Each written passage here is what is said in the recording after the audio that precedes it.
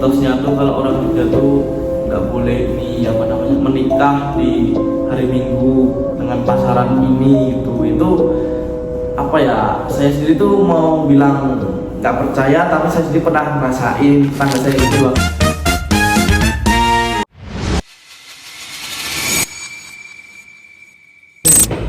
Assalamualaikum warahmatullahi wabarakatuh. Kembali lagi di podcast kita, podcast Taruna Bercerita.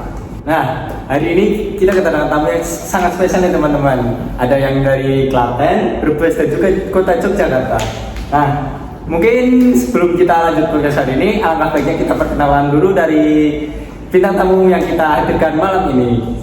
Silakan Mbak, dari yang ujung paling sana mungkin bisa memperkenalkan diri. Biar teman-teman semuanya kenal gitu. Halo semuanya, saya Sabila, saya berasal dari Klaten yang berada di daerah antara Jogja dan Solo. Di Klaten sangat kaya akan mata air yang jernih sehingga banyak wisatawan yang ingin ke sana. Mungkin untuk masnya ya, mungkin masnya yang ganteng ini dari mana ya Mas? Keprihatin sih Mas. Ayolah perkenalan Mas biar teman-teman semua kenal.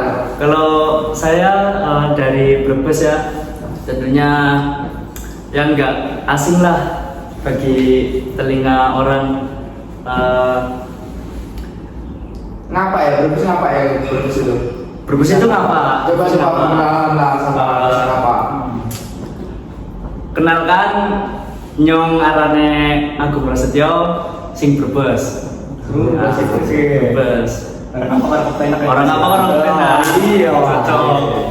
Oke, kita bisa lanjut ke bintang tamu kita yang dari kota Yogyakarta. Halo semuanya, nama aku Desta Atmaja dari Jogja. Tahu nggak kalau Jogja itu terkenal sama kota pelajarnya. Tapi kenapa ya? Aku malah punya di Tegal nih. Terus kota Jogja itu terkenal dengan gudegnya yang manis kayak kamu dan suasana yang ngangenin. Ini mungkin ada pesan nih dari Mas Destian buat cewek-cewek di luar sana. Mungkin ada kata-kata spesial, mungkin ada Mas Destian mungkin udah punya pacar nih. Spill lah dikit-dikit namanya siapa, mungkin ada kesan-kesannya gimana gitu. Kalau buat pacar saya sih nggak ada kesan besarnya, yang penting jalanin aja gitu. Ya ampun. Tapi udah punya pacar apa masih pandangan, masih PDKT? Udah punya pacar dong, 2025 masa udah pacaran. Mungkin cewek-cewek di luar sana nih yang masih jomblo atau masih cari pacar-pacar, ini nih Brebes Pret, namanya Agung Prasetyo. Orangnya dari tampangnya aja, dari video gitu kelihatan sangat ganteng gagah gitu. Nah, tema yang kita bawakan pada podcast hari ini yaitu keistimewaan dari daerah masing-masing dari bintang tamu kita pada hari ini. Mungkin kita mulai dari Mbak yang di sana, yaitu Mbak Sabila ya Mbak ya, dari Klaten. Mungkin saya sedikit bertanya nih, apa sih yang spesial dari daerah Klaten sendiri itu? Mungkin beberapa orang kan belum tahu nama daerah Klaten itu di mana, Klaten itu dari daerah mana juga kan, beberapa orang di Indonesia mungkin belum tahu gitu.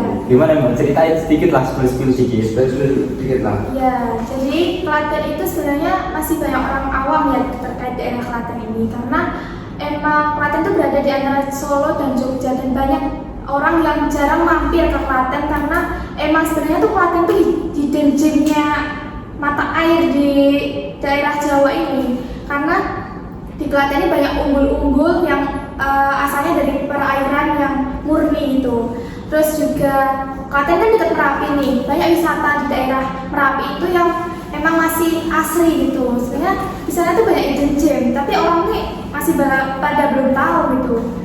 Bentar nih Mbak, ngomong-ngomong ini, nanti tadi ada Berarti dulu pas Merapi meletus itu rumah mbaknya kena? Enggak kena gempa tapi. Berarti agak jauh dong rumahnya berarti. Iya, agak jauh. Saya di kaki gunungnya. Bukan di kakinya apa di atas kakinya? Di kaki gunungnya. Di bawah. Tadi dingin dong? Dingin. Tadi pagi saya lihat cuaca itu 24 derajat Celcius. Ya kayak di sini ya, pagi aja 29. Iya, Iya, makanya. Berarti kan Mbak bilang kayak umbul-umbul. Oh itu bahasa umbul-umbul itu bahasa apa? Ya, Ini kan itu umbul-umbul itu apa? kita di sini nggak tahu umbul-umbul itu apa. Itu apa ya? Kayak mata air yang kalian bisa buat berenang di situ. Mata air murni itu. Berarti kalau tenang itu? Iya, airnya itu masih murni dari mata air pegunungan turun ke bawah, dan itu ada kayak apa ya? Lubangan gitu. Ya, Oh. secara alami ada di situ. Jadi Namanya umbul-umbul. iya itu namanya umbul. Kalau umbul-umbul tuh banyak umbulnya Oh, gitu. di kolamnya banyak gitu ya. Iya, kolamnya banyak di sana. Terus ada fun fact-nya tuh di Klaten tuh ada mata air aqua. Dan di Klaten tuh ada pabrik aquanya langsung. Jadi kalian tuh bisa renang menggunakan air aqua di sini. Ya Allah, Berarti Namanya asalnya umbul. apa itu? Air apa yang biasanya kita minum itu Iya, di situ? iya, cuma ya beda ya, yang buat berenang sama yang diolah tuh beda. Beda lah. Iya. Terus nih, aku mau tanya kan katanya tuh ada isu ya kalau Klaten itu dengannya berlubang. Iya. Bener nggak sih? Bahaya nih, bahaya. Iya. Apa itu? Apa ini? Banyak itu, saya juga dengar isu bahwa Klaten itu ada sebutannya Apa nih? Jeglongan Sewu. Oh. Kalau Semarang kan ada Lawang Sewu. Ya, Jeglongan Sewu karena banyak jalannya berlubang di sana. Namun itu bukan sebuah masalah besar sebenarnya. Masih banyak masalah besar lainnya. Cuman yang paling tersorot adalah jalan yang berlubang itu. Itu sebenarnya tuh diakibatkan dari muatan-muatan pasir yang dari Merapi turun ke bawah untuk menyetorkan buat proyek-proyek itu. Proyek. Apalagi kan ini kita kemarin kan dikebut soal proyektor ya. Proyektor Proyektor sehingga itu masih ramai diarahkan itu. ya diarahkan dari Pak Presiden buat mengebut tentang proyektor itu sehingga perizinan itu diabaikan semua oleh mereka. Jadi mereka dengan bebas mereka untuk membawa muatan-muatan tersebut di jalur yang sama secara terus-menerus sehingga menyebabkan jalan itu berlubang. Namun sekarang udah diperbaiki sebagai perbaikan prioritas utama karena memang sudah banyak keluhan dari masyarakat juga kan. Jadi ya kita sudah mendapatkan fasilitas yang emang sebenarnya hak kita, sudah diperbaiki jalannya ini. Ngomong-ngomong soal Merapi, Mbak suka ya, Mbak Marica bukan sih? Saya cucunya. Oh, cucunya. Ya, penerus nanti. Berarti nanti yang menjadi pawang Gunung Merapi itu Iya, dari sini. nanti kalau mau Ya, pengen tiga. Merapi Meletus bilang aja mas. Info-info berarti yang Iya, mana ya? infoin aja. Info grup. Iya. Di grup masih. Tadi kan dalam gelombang ya Pak ya? Iya. Itu dampaknya bagi masyarakat Klaten sendiri itu apa sih? Apa menguntungkan atau Ya pastinya menguntungkan. mungkin kan beberapa orang berspekulasi gitu loh. Bukan. Kan malah di medsos itu kan banyak yang berlubang itu ditanamin apa? Pohon Kayak pohon pisang. Kan itu jadi ladang bagi para warga itu. Jadi menguntungkannya di situ. Iya, mungkin di situ, mungkinnya di situ Mas. Itu sebenarnya bukan menguntungkan, tapi itu sangat sindiran buat pemerintah ya. Iya, kalau orang Jawa itu nyenggak. Iya. Sindiran. Iya, sindiran. Sebenarnya kita juga terganggu terkait mobilitas, apalagi waktu SMA kan saya sering melewati jalan yang emang itu antar wilayah yang dari Merapi untuk turun ke bawah. Jadi ya saya merasakan dampaknya juga, tentunya dampak negatif ya. Saya sering itu melihat kecelakaan di sana, udah banyak kasus yang naik akibat jalan berlubang di situ di daerah dekat rumah saya itu. Dan saya waktu SMA untuk mengakali agar saya selamat, ya buat kepentingan pribadi ya. Saya biasanya berangkat dari rumah itu jam 6 sebelum muatan-muatan itu mulai bekerja. Dan saya pulang pun juga jam 6 juga, maghrib itu biasanya pekerja-pekerja yang membawa muatan itu sudah balik. Jadi sepi ya? aman, ya aman. Apalagi para muatan itu supirnya tuh kalau muatannya kosong itu kan pada ugal-ugalan, itu yang membuat faktor kecelakaan. Itu. Ngomong-ngomong nih Mbak ya, Mbaknya pulang sekolah jam 6 ngapain Mbak? Nungguin muatannya sepi, jalannya sepi. Iya. Jam sore Mbak? Iya. Oh, betul lah itu. Yang belum loh. Kan malah lebih berbahaya Mbak itu. Ya enggak. Tapi itu daerah kayak modelnya itu kayak kota apa desa? Desa, soalnya sepanjang jalan masih sawah. Tapi untuk penerangan jalan itu Udah aman. ada. Dulu sempat belum ada, tapi sekarang udah ada semenjak diperbaiki itu. Udah aman. Tapi saat ini apa Mbak melihat progres dari pemerintah untuk melakukan upaya perbaikan jalan atau masih ya tahu sendirilah pemerintah kita itu gimana, mungkin ada yang seperti itu leceng ya saya gitu. Ini kan kita kan juga kuliah kan istilah transportasi nih ya. Mbak Sandra sendiri nih, apa upaya yang bisa Mbak berikan buat jalan yang berlubang seperti itu untuk mengurangi angka kecelakaan? Soalnya kan dan merupakan rawan ya dengan kecelakaan sendiri itu. Kalau menurut Mbak Sabila nih, ini caranya biar jalan itu tetap aman terhindar dari lubang itu gimana caranya? Ya kalau terhindar dari lubang gimana ya Mas? Ya itu akal-akalan kita sendiri. Buat menghindari ya jangan melewati lubang itu. Kalau misal saya berikan tips ya gunakan helm saat mengemudi, terus perhatikan pada kecepatan kalian ketika mengendara, terus kalian juga kalau menyalip itu dari kanan jangan dari kiri. Soalnya banyak kasus yang terjadi kecelakaan itu akibat kalian menyalip dari kiri. Sedangkan dari kiri itu blind spot dari sebuah kendaraan besar. Tuh dengerin guys. Tapi kan kadang banyak mak-mak ya yang naik motor kabur. Gini tuh Mbak, kan ngomong-ngomong nih daerah Klaten kan dekat Gunungan Merapi Iya. itu. Ada nggak sih cerita mistis yang sering didengar dari Klaten? Nah Kayak itu apa pasti yang- ada kalau itu kan ya. Nggak mungkin kan nggak ada. Setiap Ya. kota itu mesti ada. Ya, jadi di daerah Klaten tuh banyak isu yang kalau di daerah Merapi itu karena kalian tahu itu nggak yang sebuah wisata yang ada bunkernya. Lubang kalian, Mbak? Ya, di Kali Adem. Saya udah pada banyak yang tahu kan yang di bunker-bunker itu. Dulu saya pernah ke sana dan saya mendapatkan cerita bahwa di bunker itu masih ada arwah-arwah yang gentayangan di situ di bunkernya. Jadi kalian ketika masuk itu masih bisa merasakan hawa-hawa orang yang sedih. Pokoknya kalian kalau masuk ke bunker tuh udah bisa ngerasain hawa sedih karena emang di situ kan tempat pada orang-orang berlindung ketika Merapi erupsi ya. Jadi di situ masih banyak yang pengelola wisata di situ masih banyak yang dilihatin oleh arwah-arwah mereka yang masih tersisa di sana, tinggal di sana. Itu. Tapi Mbak pernah mengalami sendiri kan kejadian mistis itu? Apa pernah dilihatin sosok yang mistis gitu? Kebetulan saya nggak bisa melihat hal seperti itu ya. Cuman Mbaknya bisa lihat. Bukan mistis, ada konteks kalau gitu Mbak. Canda guys. Canda ya, canda. kalau cerita-cerita mistis tuh saya malah dengarnya dari tetangga-tetangga saya. Soalnya waktu ada kecelakaan itu ada anak SMP waktu mau berangkat sekolah itu kecelakaan terlindas mobil truk dan sehingga banyak anggota tubuhnya yang berjejer. Terus ada tetangga saya yang menolong untuk mengambil sisa-sisa tubuh yang berjejeran itu. Kemudian malahnya didatangi oleh korban tersebut. Mesti info bagian itu. Yes, dia katanya cari mata, sedangkan matanya katanya udah hanyut di itu dekat ada aliran air kan di dekat. Aqua bukan? Iya. Aqua. Bukan dong. Bukan kirain dong. Aqua. Ya. Terus ya itu sih sebatas itu saja. Nah, ngomong-ngomong nih, cerita dari Mbak Sabila kan udah panjang lebar kali tinggi kali panjang. Kalau gimana kalau kita beralih ke Mas yang sebelahnya nih dari Brebes nih Mas Aku, gimana nih Mas Aku? Ceritain lah, apa orang kepenak ya. ceritain lah gimana sih apa yang istimewa di kota Brebes dari mulai wisata, budaya atau makanan khas yang dimiliki dari kota Brebes sendiri Mas? Dari keistimewaan Brebes tentunya dari telur asin. Telur asin Mas? Ya. Itu orang telur bebek apa telur ayam apa? Jadi telur asin itu Apa telur telur bebek dong. Oh, telur bebek. Telur bebek yang dibaluri Kayak apa apa namanya? Lihat ya. Tanah liat dicampur garam. Garam apa Mas?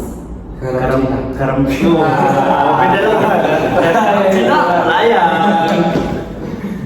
Garam yang asli yang dia yang asli ya. Ya. Tapi Masnya pernah buat sendiri apa? Ya saya pernah buat sendiri pas waktu dulu sekolah di Brebes Pas SMA pas SMA buat praktek itu apa gimana? ya praktek Disuruh buat disuruh buat telur asin. Tapi gimana? Jadi apa enggak? Maksudnya Alhamdulillah ya nggak jadi. jadi Nah, nih saya bingung nih dari dulu itu saya penasaran kan ada telur bebek itu bisa nih, Ya. telur ayam bisa. Nah, telur puyuh itu bisa nggak Mas? Waduh, kalau telur puyuh gimana ya? rugi. Kecil ya. Kecil. Apa bisa nggak sih sebenarnya telur puyuh itu dijadiin telur asin? Kan buat inovasi kedepannya mungkin bisa menjadi ladang usaha. Eksperimen. Mungkin bisa ya, tapi kayaknya Hah? Kurang tahu juga ya, soalnya kurang tahu soalnya belum nyobain. Nanti mungkin tak cobain lah. Next time cobain. Nah, ngomong-ngomong nih di Brebes nih, ada nggak sih wisata yang mungkin orang Brebes itu paling wah itu, paling ini loh, Brebes itu kita itu punya ini itu, mungkin ada nggak sih? maksudnya yang paling disorot Brebes itu punya ini. Iya gitu loh. Apa cuma ada telur asin doang atau cukup itu doang telur asin, atau masih ada wisata-wisata yang paling feminim atau paling wah lah gitu yang paling dibanggakan orang Brebes gitu loh? Brebes itu kalau soal wisata cukup lumayan banyak ya. Seperti ya ada kebun teh, terus itu beda ada kebun teh. Itu ada di Brebes Selatan, tepatnya di Bumiayu. Bumiayu ada kebun teh. Sama Tapi itu tempatnya dingin gitu ya. dingin. Sama ada ini hutan bambu ada. Dulu ada hutan bambu itu dibuat wisata. Cuman dulu itu ada orang ini meninggal, jadi nggak dibuka lagi wisatanya. Ini cocok nih kalau ya, bisnis cocok nih apa ya? Jadi kita tanya-tanya lah tentang bisnis Anda. Apakah di situ doang atau ada yang lain lagi gitu maksudnya? Bicara hal mistis di Brebes itu ada sebuah tempat yang cukup mistis lah di Brebes, namanya Lingsir. Lingsir wangi mas? bukan. Lingsir itu apa artinya? Mesti kan ada artinya kan? Lingsir. Ada alas, itu lingsir di alas, di tepatnya di Bulakamba, di Brebes juga sih. Itu lingsir itu nama dari sebuah apa ya? Bukan sebuah sih, tapi orang namanya Mbah Lingsir. Oh, sosok dari situ gitu. Mbah Lingsir itu sosok gaib yang menjaga batas antara desa dan dunia tak kasat mata, itulah kayak dunia gaib gitu. Ya. Pas itu saya dengar cerita dari orang-orang di situlah, katanya waktu itu pas malam-malam ada orang pemuda yang apa ya pas itu? Bukan. Iya. Katanya ada pemuda yang pulang antar temennya. Nah, dia kan bingung toh lewat mana. Ya. Terus dia lewat ini kayak motong jalan biar cepat, motong jalan terus lewati alas lingsir tadi, hutan bambu tadi. Tapi makan jalan masuk uang nggak? Beda ya. Terbaiknya ini kan laporan malah masuk uang. Nah itu motong jalan biar cepet lah lewat Dari jalan pintas lah. jalan pintas. Terus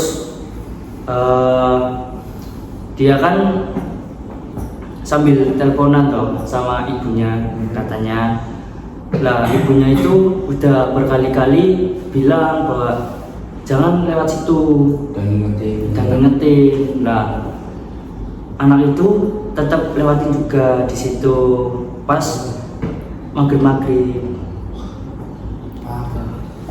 Pas maghrib. Nah katanya pemuda itu saat jalan di setapak itu katanya suasana tiba-tiba jadi sunyi, kayak sepi apa ya? Nama sih. Kayak bukan kayak jalan setapak gitulah, Jalan kecil. Oh. jalan kecil gitu. Nah tiba-tiba katanya jadi sunyi, jadi sepi lah, kayak Beda gitu. kayak hawanya kayak beda lah Iya. gitu. Nah singkat cerita si pemuda itu melihat cahaya center flash HP itu. Ya, Cara kan ide. cahaya. Nah, si anak itu pun apa ya di situ Menghampiri mungkin ya, menghampiri atau bukan menghampiri, kayak apa ya, Kayak merinding sendiri apa gimana gitu. kayak nge-freeze, kayak diam sejenak gitu, kayak ketakutan gitu lah. Nah, Kayak yang di film gue itu. Ya. Apa itu? ya. iya. Waktunya lari malah jalan depan. Nah, pas itu kan si anak itu kan untungnya bawa center loh. Iya. Bawa center. Nah, terus kan dia apa namanya? Ya sekeliling gitu Ya, nyanterin sekelilingnya lah. Iya. Nah, terus dia pas nyanterin ke kanan dia, katanya ada sesosok yang tubuhnya kurus. saya kurus. kurang makan tuh.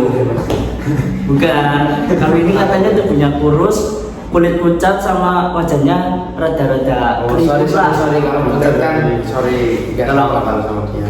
Saya hitam. Kalau yang muncul tuh kayak sosok gendruwo, skip lah aja. Nah, singkat cerita, sosok itu nanya ke pemuda itu, katanya nanya Yang kayak wajahnya pucat tadi yang Iya. nanya kayak kenapa lewat sini kayak gitu. Lah si anak ini kan ketakutan, gak bisa bergerak, akhirnya dia lari. Ya gitulah, akhirnya lari. Terus si anak itu gak berani lagi ke situ. Dengan apa tadi lingsir ya? Ya lingsir alas hutan bambu gitulah. Ya. Nah, mulai sekarang dari kedua itu kan udah ada nih. Sekarang gimana kalau kita pindah ke bintang tamu kita selanjutnya yang tak kalah gantengnya dari Yogyakarta. Dan nggak kalah selanjutnya. Ayo Mas, monggo. Gimana nih Mas? Kita mungkin semua orang tahu di Kabupaten Bantul ini banyak wisata-wisata yang menarik. Mungkin dari beberapa orang masih belum tahu. Apalagi Yogyakarta kan terkenal kuliner, wisata, Ya. pantai, terus apa itu kayak jalan terusnya apa Mas? Oh, dari Liga Selatan tuh. Ya, Itu kan yang jadi buat balap-balapan itu. kalau di Jogja sendiri tuh kebanyakan tuh yang apa namanya, buat wisata tuh malah di pantainya, di pantai, apalagi paling terkenal tuh pantai Parangtritis tuh. Itu yaitu pantai selatannya Pulau Jawa. Kalau di sini kan Pantura kan pantai utara Jawa, berarti kayak latar belakangnya terbalik gitu loh dari tempat saya tuh. Terus tuh di dekat Parangtritis itu kan di sebelah timurnya kan kayak ada bukit-bukit gitu loh, kayak pegunungan gitu. Nah itu tuh kita tuh juga bisa kalau berwisata tuh naik ke atas bukit tersebut. Jadi nanti kita tuh view-nya tuh bisa lihat pantai sendiri seluas samudra itu, plus nanti kita bisa lihat juga kayak apa ya, pemandangan kota Jogja juga gitu. Pokoknya kalau kita rekreasi ke Jogja tuh, kalau kita ke pegunungan tuh kita pasti bakal lihat kota Jogja dan Bantul dan sekitarnya tuh bisa kelihatan jelas gitu. Apalagi kalau malam hari itu, kalau paling bagus sih di Bukit Bintang itu arah ke Gunung Kidul itu. Nah Apa itu yang paralayang itu? ya, kalau paralayang kan biasanya kalau sore hari kalau melihat sunset. Tapi kalau yang apa namanya tadi Bukit Bintang kan yang arah ke Gunung Kidul tadi kan malam-malam hari. Jadi nanti kita bisa lihat nanti dari kota Jogja tuh saat malam hari itu city light gitu ya? ya seperti itu, banyak lampu-lampu neonaan gitu. Terus apa lagi ya? Terus dan tadi kan juga katanya juga punya Merapi ya. Jogja itu juga punya wisata Merapi, itu di Sleman itu juga ada wisata Gunung Merapi dan ada museum Merapi sendiri gitu. Jadi itu kayak apa ya, tempat-tempat yang apa ya kalau disebutnya tuh kayak unik tapi yang serem gitu, soalnya tuh banyak kerangka hewan-hewan yang mati karena itu loh, kena lahar panas gunung Merapi erupsi itu ya. Habis itu kayak mobil-mobil yang kebakar itu kayak hawanya tuh merinding gitu loh. Terus juga kalau Kalau sebuah ruangan sendiri apa gimana? Iya, ini kayak ruangan-ruangan gitu kan di plot itu nanti ada dapur sendiri, ruang tamu sendiri, kayak perabotan-perabotan itu sendiri itu jadi satu gitu. Terus Itu emang dibangun rumah sendiri buat zombie itu apa? Bekas bukan erupsi. erupsi langsung, jadi kayak hawanya tuh emang merinding banget, kayak kita tuh bisa secara langsung tuh ngerasain suasana dulu pas erupsi itu kayak gimana ya. Apalagi kan dulu kan saya pas kecil kan ngerasain sendiri kan, belum meletus tuh langit gelap gitu kan. Apalagi kota Jogja tuh wah full abu vulkanik gitu. Tapi sekarang sih masih hidup lah kan, jauh dari rumah saya itu. Kiranya dekat gitu kalau Kan lokasi. tadi kan yang wisata-wisata yang atas kan, kalau wisata yang bawah di kota-kota tuh kayak ada di itu apa namanya Malioboro, terus habis itu Tugu Jogja. Jadi itu apa ya, dari Merapi sampai paling selatan itu jadi satu garis imajiner gitu kan. Jadi urutannya dari Merapi ke selatan ke Tugu Jogja ke Keraton, ke alun utara, Keraton, habis itu alun selatan, terus Kandang Menjangan tuh di daerah Kerapiak, lalu ke selatan lagi ke Pantai Selatan. Itu menjadi satu garis lurus yang imajiner gitu loh. Dari itu apalagi kalau malam-malam tuh paling bagus tuh kalau ke Jogja tuh harus ke ini apa namanya Tugu Jogja itu bagus, Malioboro bagus. Malioboro itu Mas, Ya, masih saya tuh favorit. destinasi wisata Jogja tuh kebanyakan tuh di Malioboro sama Tugu. Soalnya tuh emang tempat bersejarah juga kan, banyak tempat bersejarah kayak Keraton Jogja kan bersejarah. Tapi kalau di apa namanya di Malioboro tuh sekarang udah nggak seperti dulu. Kalau dulu kan apa ya?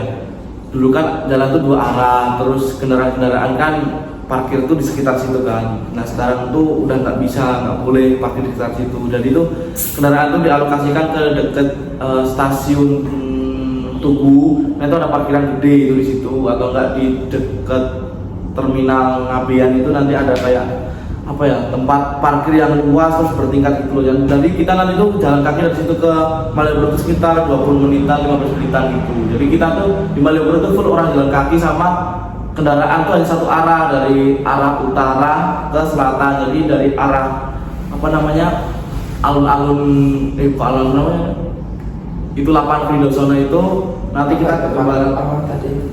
Lapangan Kridosono tuh lapangan itu tim sepak bolanya Jogja itu. Habis itu nanti ke selatan sampai terus ke perempatan itu titik 0 km Jogja itu kan dari arah utara ke selatan, nggak ada yang lawan-lawan arus tuh nggak ada. Terus habis itu trotoar tuh full berjalan kaki, udah nggak ada lagi pedagang-pedagang kaki lima gitu kayak. Dulu kan banyak kan pedagang-pedagang kaki lima. Nah itulah yang membuat Jogja kangen dari dulu tuh ya pedagang-pedagang kaki lima itu di sekitar situ. Makanya orang-orang tuh kalau yang udah apa ya, Jogja tuh intinya tuh udah kehilangan saja itu semenjak tahun 2010 ke atas. Jadi 2010 bawah tuh era jayanya kota Jogja tuh kayak masih terasa dulu orang zaman dulunya gitu.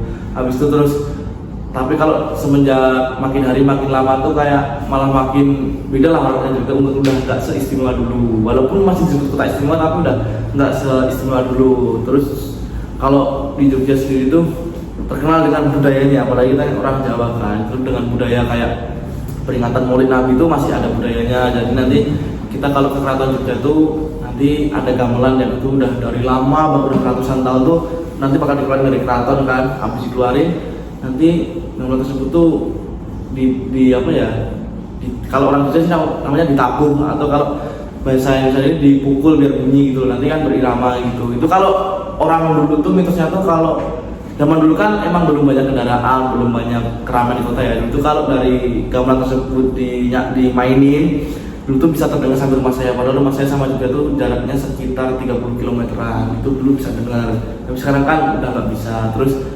nanti tuh setelah gamelan itu tuh dimainin, nanti biasanya tuh akan ada kirap. Kirap tuh kayak apa ya? Kayak iring-iringan prajurit-prajurit keraton gitu. Nanti itu bawa kayak apa ya? Kayak kayak persembahan hasil bumi. Nanti kayak ada buah-buahan, sayur-sayuran, makanan khas kayak apem, terus kayak wingko gitu kan. Hasil alam. Ya gitu. Nanti tuh abis apa diarahkan nanti itu keliling kota Jogja itu. Habis itu nanti kembali lagi ke keraton itu, terus nanti direbutin sama orang-orang sekitar situ. Dan orang tuh percaya kalau apa namanya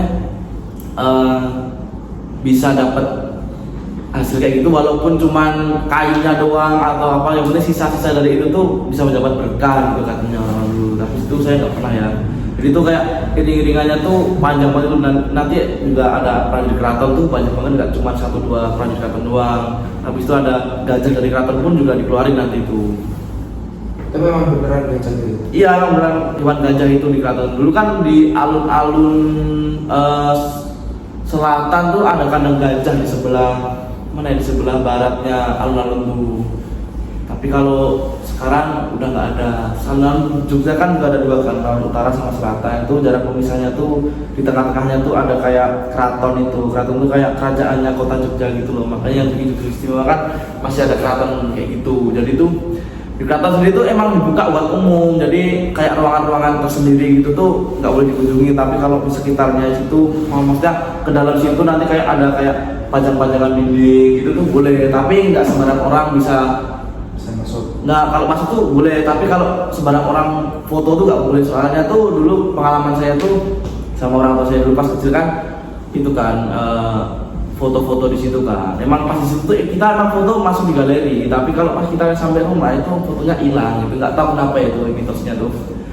Kita tuh harus ngomong dulu sama penjaga keratonnya gitu. Kalau nggak salah disebutnya abdi dalam gitu. Terus ya Dalam itu apa mas itu mas? abdi dalam itu kayak apa ya? Kayak orang-orang sipil gitu, tapi dia tuh ikhlas mengabdi buat keraton gitu. Jadi dia tuh kayak tiap hari berpakaian Jawa, tiap hari ke keraton. Tapi dia tuh nggak berharap uang sepeser pun dari Sri Sultan gitu, raja Kuda dari Jogja itu nggak berharap kayak gitu. Jadi dia tuh kan ngabdi itu ikhlas, emang bener-bener ngabdi buat raja gitu loh. Dan dia kan full seharian itu. Nanti kalau yang cewek itu kan udah tua-tua gitu pakainya kebaya sama disanggung gitu rambutnya. Kalau yang cowok kan biasanya pakai belangkon, pakai sorjan gitu. Tapi kan sorjannya kan juga beda kan, pakaian-pakaian adat kayak gitu tuh beda. Jadi dari Sri Sultan sendiri nanti motifnya bunga-bunga, tapi nanti kalau abdi dalam kan kayak melambangkan orang sipil tuh, orang pengabdi itu nggak boleh pakai yang bunga-bunga, harus pakai yang lurik gitu atau enggak yang biasa gitu. Jadi nggak boleh motifnya sama kayak punya Sri Sultan gitu. Terus juga di keraton kan itu kan tempat apa ya, dulu keraton kan nggak berdiri belum lama kan, tapi dia kan berdiri udah saking lamanya banget, dari tahun 1600-an, dari sejak kerajaan Islam Mataram kan. Makanya di keraton sendiri tuh kayak banyak apa ya, hal-hal yang masih zaman dulu banget, kayak misal kereta kuda tuh masih buatan Belanda, itu masih kelihatan banget dari corak ukirannya tuh masih ada kan. Juga di sebelah keraton kan ada itu kan ruangan museum kereta kuda itu. Khusus berarti mas itu? Apa? 4 ruangan khusus? Ya nanti tuh di situ tuh juga ada itu, tetap dikasih kayak sajen gitu, kayak sajen itu kayak bunga 7 rupa, bisa dikasih dupa gitu. Nggak tahu ya buat apa, yang penting tuh tiap kereta tuh pasti ada biasa sendiri. Misal kayak kereta pengantin nanti tuh bentuknya tuh kayak apa ya kayak keretanya orang-orang luar negeri. Soalnya kan itu kan kereta emang buatan dari orang luar negeri sendiri, kayak hadiah dari orang luar negeri gitu. Nanti kereta buat orang Mak tuh bentuknya panjang, soalnya buat pada peti gitu. Nanti ditarik sama 8 ekor kuda gitu. Kalau Jogja tuh kayak gitu. Terus nih mas, ada mitos yang mengatakan nih kan di kota Jogja itu ada pohon beringin. Pohon beringin itu namanya pohon beringin kembar ya mas? Ya.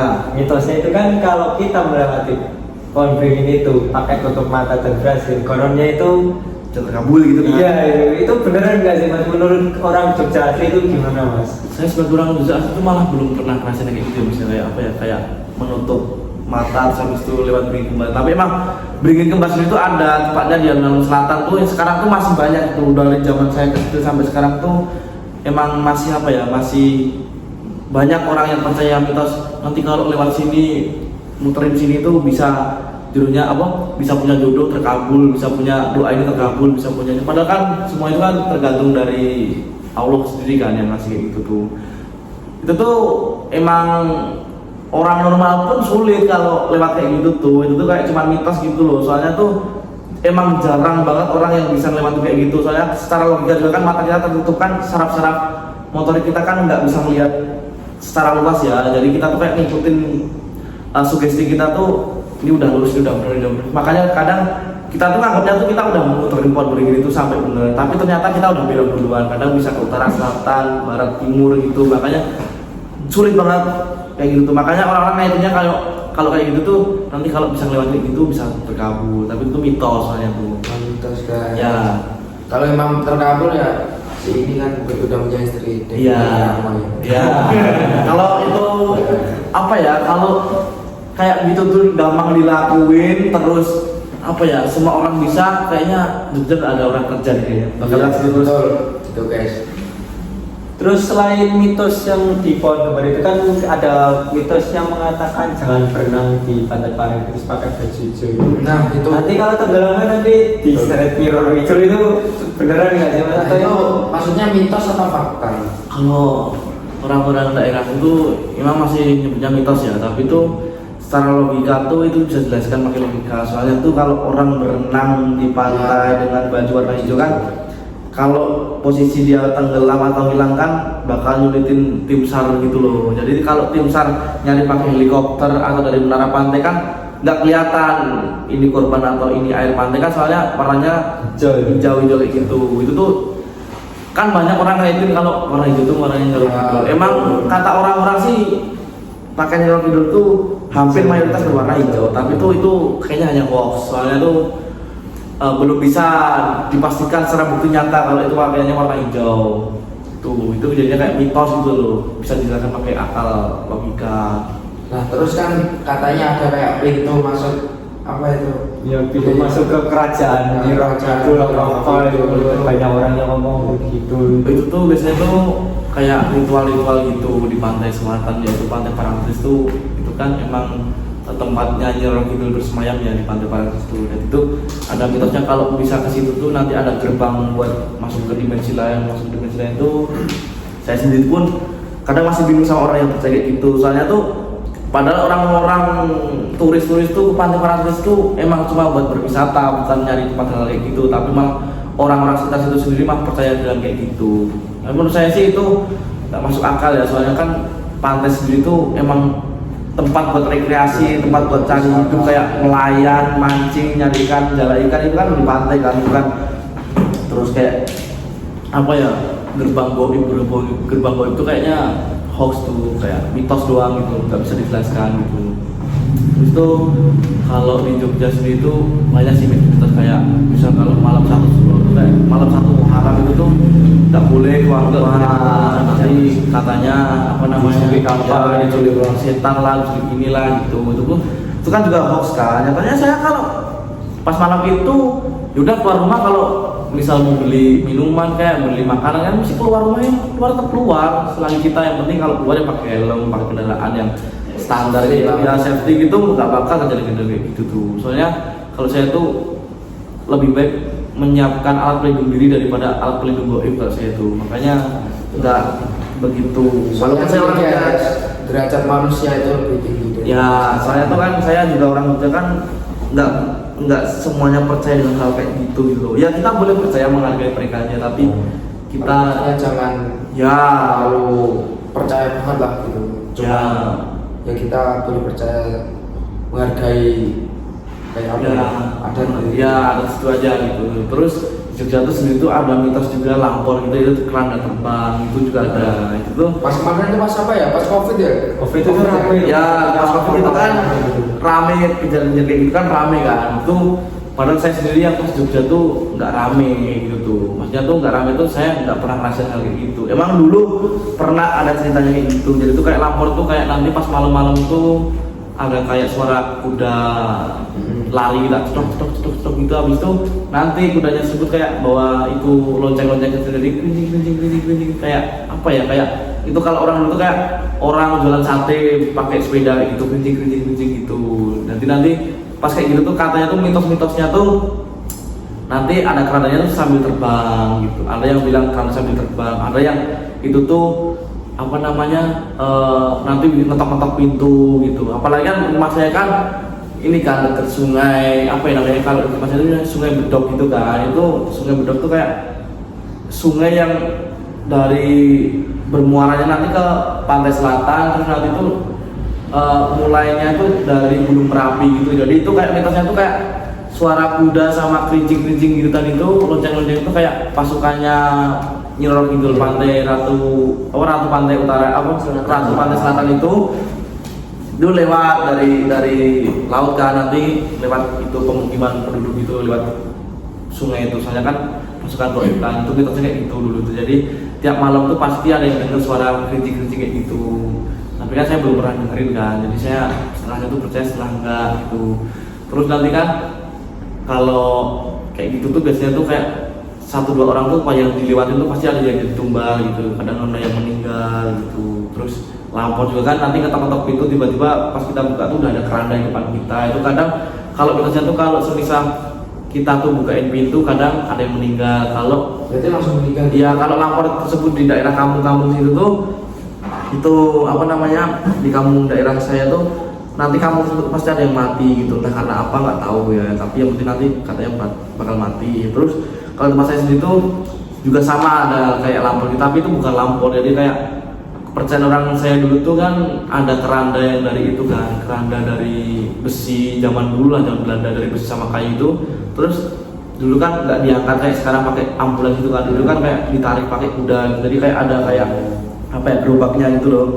Itu dulu tuh pas ayah saya kecil tuh katanya kan keranda itu kan disimpan di itu kan di kepala dusun tempat saya kan, jadi namanya itu kadus gitu kan, kepala dusun gitu kan. Itu tuh nanti kalau semisal mau ada orang meninggal tuh biasanya tuh apa ya, orangnya tuh nanti bakal disamperin sama keranda itu. Kadang tuh kayak keranda itu tuh bergerak sendiri, kayak goyang-goyang sendiri, habis goyang sendiri nanti tuh keranda itu tuh jalan sendiri lewat di kampung kan. Nanti pasti paginya ada orang meninggal gitu mitosnya tuh. Terus mitosnya tuh kalau orang Jogja tuh nggak boleh ini apa namanya menikah di hari Minggu dengan pasaran ini gitu. Itu apa ya, saya sendiri tuh mau bilang nggak percaya, tapi saya sendiri pernah ngerasain, tetangga saya itu 2 kali. Jadi itu kalau di tempat saya tuh di tempat saya di desa saya tuh kalau ada orang menikah tuh nggak boleh di hari Minggu, apa namanya tanggal Jawanya tuh Pon gitu. Kalau hari Minggu selain pasaran Pon itu boleh gitu, soalnya dulu itu kan 1 Muharram itu kan nggak boleh. ya kalau saya kan Minggu Pon gitu, jadi kan dulu pernah apa dilarang kan, udah dikasih tahu sama tetangga sekitar kalau mau nikahin anak tuh jangan apa namanya jangan hari Minggu tahu Pon itu, tapi cari yang hari Minggu yang lain aja gitu. Tapi dia tetap ngeyel dengan alasan saya udah nggak percaya kayak gitu. Nah posisi hari Sabtu itu, Sabtunya tuh sebelum Minggu Pon itu anak saya kan nikahnya Minggu Pon kan, nah itu ibunya tuh meninggal. Jadi harusnya ijab kabulnya kan hari Minggu di apa namanya ya di singkat, kan dulu disingkat lagi jadi hari Sabtu ya gitu. Kita mau percaya ada buktinya, kalau nggak percaya rasain gitu kan, jadi bingung kan. Soalnya emang udah dari turun temurun gitu, nggak sehari 2 hari. Terus kalau mitosnya tuh kalau semisal pas nikah di tanggal hari Minggu Pon itu, kalau semisal emang bisa berjalan dengan lancar, terus gak ada kayak orang meninggal, gak ada korban itu, nanti kepercayaan itu bakal dia tuh awet sampai maut yang memisahkan, gak ada perceraian, gak ada pertengkaran gitu. Terus kalau di Gunung Kidul juga ada mitos tuh kayak apa ya, kayak hewan pengisap darah itu juga ada itu. Jadi dulu kan pernah enggak kayak kalau bulan kami kan ada kayak vampir. Kalau di Gunung Kidul tuh nggak tahu, di tempat nenek saya tuh dulu tuh mitosnya tuh gini, apa ya, itu pernah heboh kok, sampai masuk TV, sampai masuk radio, sampai masuk berita koran, itu pernah masuk itu tuh jadi tuh apa ya, masyarakat sekitar tuh kayak melihara hewan kayak kambing gitu. Terus kambing tuh paginya, sorenya tuh nggak sakit, siang masih makan, sore masih makan. Tapi nanti pas paginya mereka bangun tidur tuh kadang tuh ada 2 kambing, 5 kambing itu tiba-tiba udah meninggal, udah mati gitu. Tapi matinya tuh nggak wajar, jadi matinya tuh secara mendadak. Terus di lehernya sendiri tuh ya kayak ada lubangnya, bekas darah gitu ya. Kalau mau dikait-kaitin tuh ya masalahnya nggak ada kamera buat apa ya, zaman itu tuh belum ada kamera buat itu kan, buat CCTV gitu ya. ya buat ngerekam apa yang kejadian itu. Tapi itu dulu, sekarang udah nggak ada. Terus itu kan kayak bikin heboh kan, bikin rugi juga kan. Soalnya pernah ada yang kambing tuh 5 itu meninggal mati terus kan, nggak wajar kayak gitu ya. Ya pemilik rumahnya kan pasti kayak apa ya, kayak kasihan gitu kan. Terus ada mitos juga tuh kalau ada orang bunuh diri itu pasti di sekitar situ tuh pasti nanti bakal kayak ada orang ketok-ketok gitu kan kayak arahnya gentayangan. Terus kalau sebelum ada orang meninggal tuh suasananya kamu saya tuh kayak beda gitu kayak biasanya tuh rame kayak jam abis isya tuh kayak masih ada orang lalang gitu kan nanti. Tapi tiba-tiba kalau misal paginya atau malam ada orang meninggal tuh mendadak jadi sepi gitu. Misal dari 5 sore itu udah kayak udah nggak ada orang gitu, tiba-tiba udah pada di dalam rumah sendiri gitu. Padahal emang nggak ada apa ya, kayak nggak ada maksud dan tujuannya, tapi kayak entah itu emang kebetulan atau enggak saya kayak gitulah gitu. Terus ada juga mitos kalau tiap orang meninggal di malam Jumat Kliwon itu tuh harus dijagain makamnya. Takutnya nanti tuh 40 hari itu. Ya sampai 40 hari itu emang berat orang jaga. Soalnya nanti ditakutkan tuh ada orang ya ada oknum-oknum yang mengatasnamakan ahli goib kayak gitu tuh memenggal ya nyuri kepala dia sama kali pocongnya dia ya buat hal yang tak diinginkan gitu. Terus masih banyak sih hal yang misteri juga tuh kayak banyak, tapi nggak bisa diceritain secara banyak itu pokoknya soalnya nggak bakal cukup juga seharian pun gitu. Soalnya awak dewe urip ning tanah Jawa, tahu kita hidup di tanah Jawa. Iya, Masih melekat kayak budaya Jawa masih budaya Jawa. Iya. Ini masih Percaya nggak percaya kita harus menghormati juga. Tadi kan kita kan udah kita udah kenalan nih, udah saling kenal kan. Bentar. Kita kan ini tadi kan ngomongin mistis. Ya, betul nih. Kulinernya.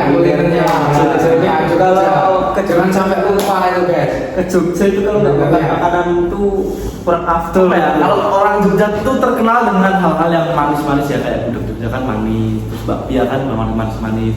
Beda kalau pas kita di Tegal kan, aku yang orang Jogja pun kayak kadang kaget soalnya tuh kayak shock gitu loh, culture shock gitu. Nah, culture shock itu kan kayak saya biasanya makan makanan manis, ini makan makanan tuh asin pedas gurih gitu kan. Apalagi pas pertama kali saya datang ke sini, pas daftar kuliah di sini kan saya beli teh itu tuh nggak tahu kalau di sini tuh harus bilangnya tuh teh manis sama teh tawar gitu.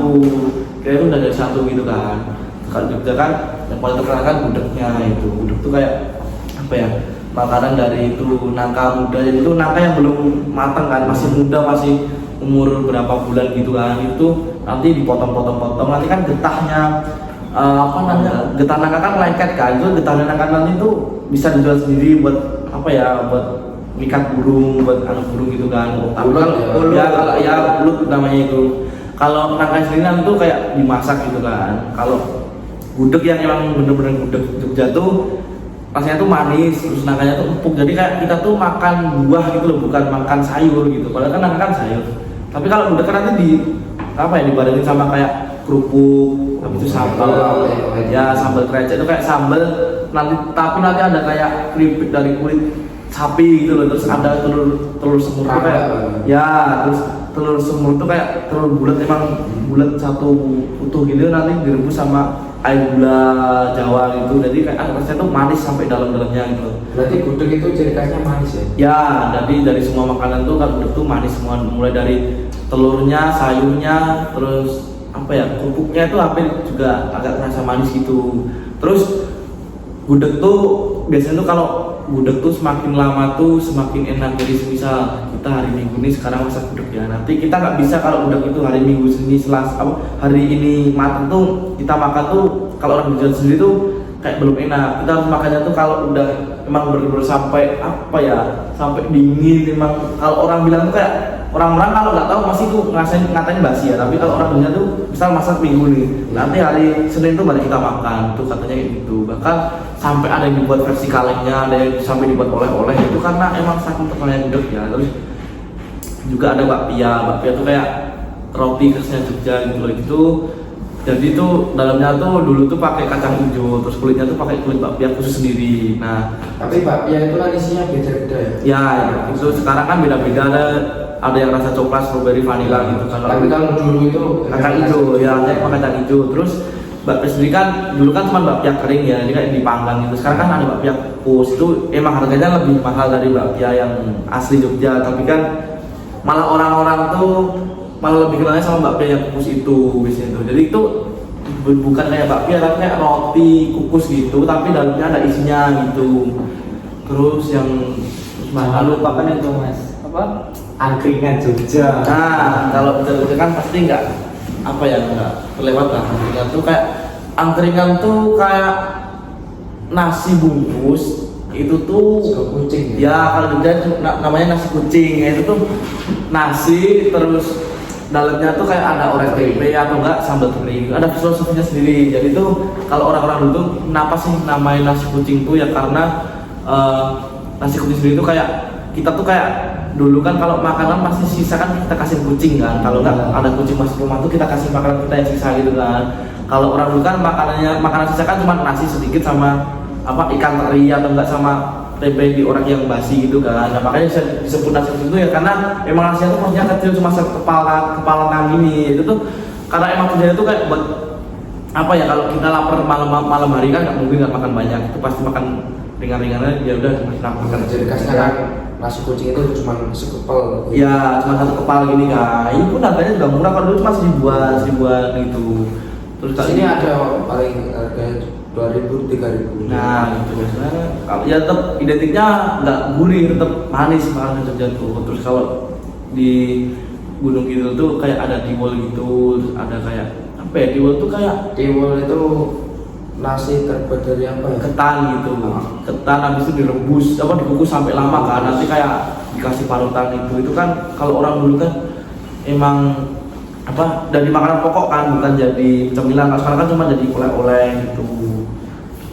Kalau terus apa lagi ya juga tuh ya udah cuman itu sama terkenal juga tuh makanan-makanan yang murah tuh Kak Jogja tuh. Jadi tuh saya di sini tuh kan kaget kan, di sini es jeruk aja 8.000 gitu, 7.000. Saya juga tuh es jeruk cuma 2.000, 3.000, paling mahal tuh 3.000, 4.000 itu udah dapat gitu di Jogja tuh. Memang paling cocok kuliah itu atau untuk merantau itu Jogja mas ya. Dari segi UMKM-nya juga murah, terus wisata alamnya juga banyak ya mas ya.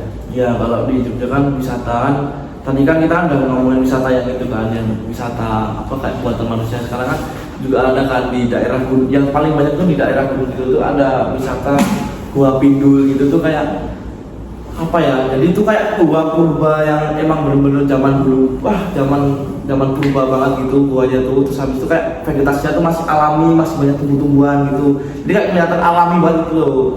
Terus di sana kan juga disediain kayak alatnya yang safety kan, jadi kan kita masuk ke gua, terus habis itu apa namanya manjat gua pakai apa tali-tali itu kan juga udah ada alatnya yang safety. Jadi kita tuh kayak udah gak mikir lah resiko-resiko, kita tetap mikirnya tuh seneng-seneng gitu loh dari jatuh Jogja tuh. Terus apa ya, kayak Topindul tuh kayak gua tapi ada airnya gitu, jadi orang-orang tuh kayak sekalian berenang tapi sekalian nikmatinya tuh suasana gua gitu, jadi adem gitu. Terus kalau Jogja kan terkenal kayak apa kota pelajar ya, karena dulu tuh Jogja tuh apa ya, bisa disebut kota pelajar itu karena dulu tuh orang-orang dari luar Jogja tuh rela datang ke Jogja tuh ngekos Jogja cuma biar dapat kuliah di Jogja, kayak di UGM, di UNY, UMY gitu kan banyak kan kuliah di Jogja tuh. Bahkan nggak cuma 2 kampus ya, kampus doang juga tuh masih ada banyak lagi, bahkan sampai 10 lebih gitu kan. Padahal saya sendiri yang orang Jogja pun yang dekat dengan rumah saya pun malah nggak kuliah di Jogja, malah kuliahnya di dekat di malah nggak ada tuh. Makanya orang-orang pada di Jogja tuh karena harganya murah, kuliahnya pun juga terjamin juga kan, udah terjamin itu kayak daripada kuliah-kuliah umum di luar Jogja kan, kayak Jogja tuh kayak ada UGM yang paling menonjolkan, UGM, UI gitu kan paling menonjolkan Jogja tuh, jadi favorit gitu loh. Kan Jogja kan banyak, apalagi daerah Sleman Babarsari itu kan banyak itu kan orang-orang timur, orang Papua kan di situ kan rantau itu cuma buat mau kuliah di UGM gitu. Jadi dia orang-orang timur saya tuh nanti kadang kalau malam tuh jualan pinang di pinggir jalan gitu. Yang beli itu ya mereka sendiri, teman-teman mereka sendiri, bukan kitanya gitu. Ini kan kita dari 3 narasumber kita udah menjelaskan ciri khas kota masing-masing. Gak afdol itu kalau kita nanya ke mas kita sendiri nih, dari Dari mana nih Mas? Dari tadi itu kita belum kenalan nih Mas. Dari mungkin dari bintang tamu ini belum pada kenal dari Masnya. Ya, saya Rangga dari Tulungagung, Jawa Timur. Oh, Tulungagung. Jadi kan kalau saya dengarkan Tulungagung itu terkenal dengan ikan hiasnya Mas. Ya, saya itu masuk dari hias. Nah itu bisa diceritain Mas kayak gimana sih itu? Kok bisa sih kalau orang-orang tuh kalau mau belikan di Tulungagung, kenapa nggak di pantai ini? Soalnya gini Mas, ikan hias di sana itu tergolong lebih miring lah harganya ketimbang di kota-kota lain gitu loh. Ya. Terus kayak sana kan banyak peternaknya. Terus bingung lah mau buangnya itu mau kemana gitu. Makanya harganya itu dikasih miring. Oh berarti banyak ya Mas ikan yang harganya murah tapi bagus-bagus ya ikannya. Ya, kualitas boleh lah dicoba di sana. Kayak di daerah Rejo Tangan, Boyolali itu banyak. Oh. Terus kalau mitosnya sendiri di Tulungagung itu ada apa aja Mas? Nah, kalau mitos itu salah satunya aja ya. Kayak di jembatan Mujang. Kalau biasa orang ngomong itu misalnya itu Mujang siji atau Mujang satu kan. Mujang itu apa Mas? Mujang itu nama jembatan. Jembatan itu kan dulu itu dibuat dari orang Belanda. Itu kan menghubungkan dari Tulungagung ke Kediri. Nah, itu dulu kan jembatan itu yang dibuat Londo orang Belanda. Ya, orang Belanda, orang Londo. Tapi sekarang udah diperbaiki. Nah itu kan biasanya kan di dekat jembatan itu ada kuburan.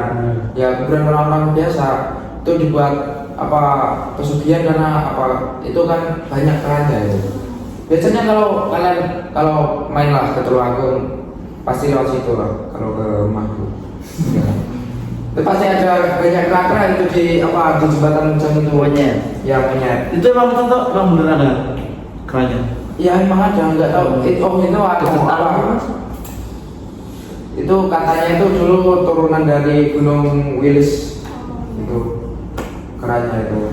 Tapi orang-orang menyalahgunakan malah dibuat kayak pesugihan terus malam itu dikasih sajen lah, dikasih dupa apa tuh. Padahal itu kuburan orang-orang biasa. ya orang biasa. Sampai orang berspekulasi kalau itu kuburan keramat gitu. Kuburan keramat. Paling kayak ada keranya dijadiin apa itu pesugihan, maksudnya buat kayak kalau babi ngepet gitu kan yang jalankan babinya, kalau itu yang nyari uang keranya gitu. Terus nih Mas, ngomong-ngomong kan Tulungagung nih, wisata apa sih yang paling mencolok nih? Mungkin dari beberapa orang belum tahu nih Tulungagung itu terkenalnya seperti apa sih Tulungagung dengan wisata? Ya. Wow gitu. Wisata banyak sih kan Mas di sana Mas, kayak pantai, terus apa itu kayak air terjun itu loh Mas, apa kalau ini ya kayak curug itu namanya jurang Senggani itu apa itu di daerah Sendang itu daerah gunungan Tulungagung bagian utara itu dekat Gunung Wilis. Tapi yang paling favorit itu di sana itu pantainya Mas, pantainya sama JLS-nya itu kan ini baru Mas. Yang JLS Singkat Selatan itu. Ya, jalur lintas selatan kalau namanya orang-orang itu. Bukan sampai kota saya Mas ya jalan lintas selatan. Ya mau apa rencananya itu rencananya sih gitu Mas sampai Jogja. Ini sudah sampai Pacitan katanya sih. Udah tembus Trenggalek. Yang membuat pantai di Tulungagung itu spesial itu apa sih Mas? Dari perbandingan sama ketiga pantai dari daerah Klaten, Brebes, dari warna apa itu pasirnya Mas, itu masih alami Mas. Soalnya di sana itu untuk akses ke pantainya itu kan jalannya rusak, agak rusak ya. Soalnya kan jalannya itu kan baru dibuka, terus untuk jalan ke bawahnya ke pantainya itu Mas, aksesnya itu masih belum dibangun rata-rata. Berarti ada kelebihan ada kekurangannya Mas ya. Ada kelebihan ada kekurangannya, tapi sudah ada itu pantai Gemah itu kan yang ramai, tapi sekarang udah kayak apa itu banyak sampahnya lah, nggak kayak tahun-tahun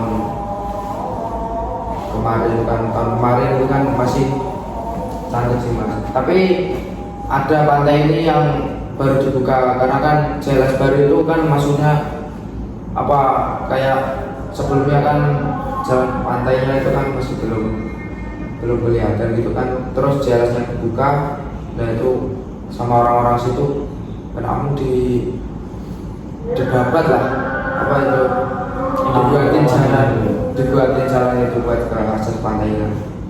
Banyak sih mas pantai di sana yang masih bersih gitu, kayak pantai Coro kalau tahu masih bersih mas, tapi jalannya menurutnya jalannya masih berbahaya. Nah, pesan buat kalian nih yang ingin wisata ke pantai, tolong buang sampah jangan sembarangan. Nah, itu bisa merusak alam dan keindahan pantai itu sendiri. Wah, seru banget ya hari ini, dari Jogja yang penuh budayanya, Klaten dengan air jernihnya, sampai Tulung Agung dengan keindahan pantainya, sampai dengan Brebes dengan bawang gorengnya dan telur rebusnya. Terima kasih buat teman-teman yang sudah berbagi cerita. Semoga pendengar kita bisa dapat insight baru dan mungkin jadi punya tujuan wisata baru dari Jogja, Brebes, Klaten sampai Tulung Agung. Terima kasih. Wassalamualaikum warahmatullahi wabarakatuh.